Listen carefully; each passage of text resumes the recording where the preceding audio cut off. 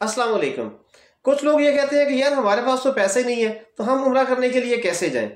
मैंने आप लोगों से कहा था कि ऐसे लोगों के लिए भी एक वीडियो बनाऊंगा जिसमें ये बताऊंगा कि भाई उम्रे पर जाने के लिए पैसों का इंतजाम कैसे करना है। एक बात तो ये आप अपने जहन में बिठा लें कि पैसों का इंतजाम आपने नहीं करना, पैसों का इंतजाम अल्लाह नहीं करना है। आपने सिर्फ खालिस और मुखलिस इरादे के साथ, ज़ौक शौक के साथ, अगर आपके अंदर तड़प है ना, मोहब्बत है उम्रा करने की, मक्का मदीना में जाने की, तो अल्लाह कोई ना कोई सबब पैदा कर देगा। मुख्तलिफ लोग पैसों का इंतजाम अपने अपने अंदाज में करते हैं। हमारी हमसाई खातून थी, बूढ़ी थी, मेरी दादी की उम्र की होंगी। वो मेहनत करती थी, मजदूरी करती थी, घर के अंदर घर के बाहर कुछ काम वो ऐसे करती थी कि पैसे जमा करती थी। उनके बच्चे अमीर थे, बिजनेस करते थे, जॉब करते थे। उनके बच्चे अफोर्ड कर सकते थे कि अपनी अम्मा को हज के लिए या उम्रे के लिए भेज सकें। लेकिन उन अम्मा का शौक था कि नहीं, उम्रे पर जाने के लिए या हज पर जाने के लिए पैसे मैंने खुद इकट्ठे करने हैं। मेहनत मजदूरी करती रही, पैसे उन्होंने इकट्ठे कर लिए, लेकिन वो पैसे हज के लिए सफिशिएंट नहीं थे। उन्होंने कहा जिंदगी क्या पता साथ दे ना दे, तो ये ना हो कि मैं मक्का मदीना देखे बगैर ही मर जाऊं। उन्होंने अपने जमाशुदा पैसे लिए, उम्रा करने के लिए चली गई।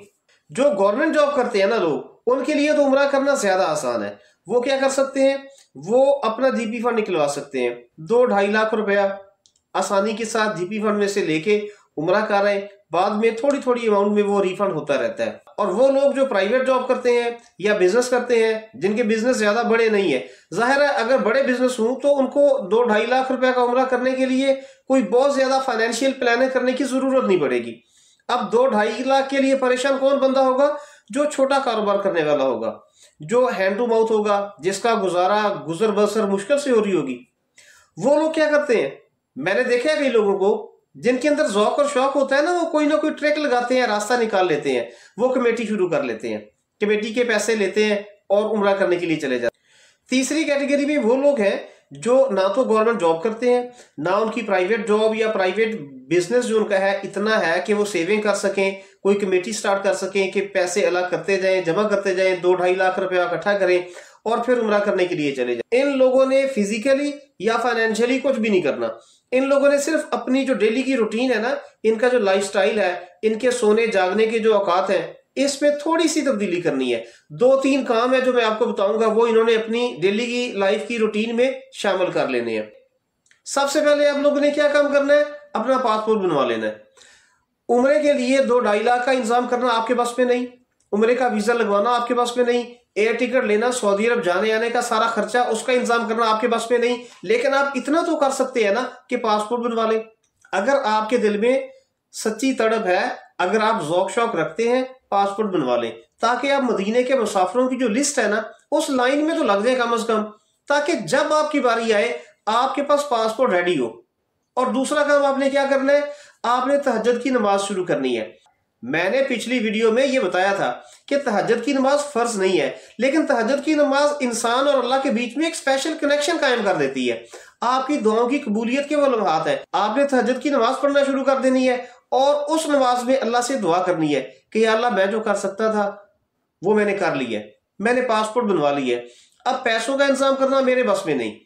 उम्रे में जाने के जो भी सादेरा है उसके सारे का सारा इंतजाम मेरे बस में नहीं। तू आसानी अता कर, असबाब अता कर, पासपोर्ट बनवा लिया है, आगे काम तेरा है। तीसरा काम आपने ये करना है कि नबी पाक सल्लल्लाहु अलैहि वसल्लम पर दुरूद पढ़ना शुरू कर दें। आप दुरूद शरीफ की कसरत शुरू कर दें। कम से कम मेरा ये ख्याल है 24 घंटों में 313 बार से तो ज्यादा बार पढ़ें।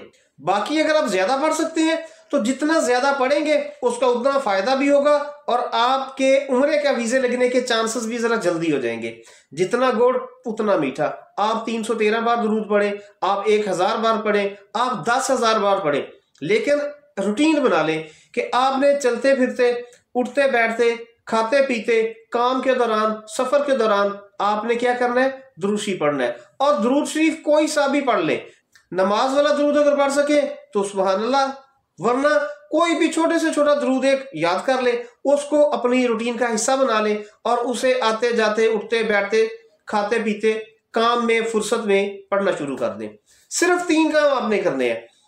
पैसों का इंतजाम आपने नहीं करना, वीजा लगवाने की फिक्र आपने नहीं करनी, बस उम्रे की खालिस नियत कर लेनी है, आपने पासपोर्ट बनवा लेना है, आपने तहज्जुद की नमाज शुरू कर देनी है और आपने नबी पाक सल्लल्लाहु अलैहि वसल्लम पर ज्यादा से ज्यादा दरूद पढ़ना शुरू कर देना है।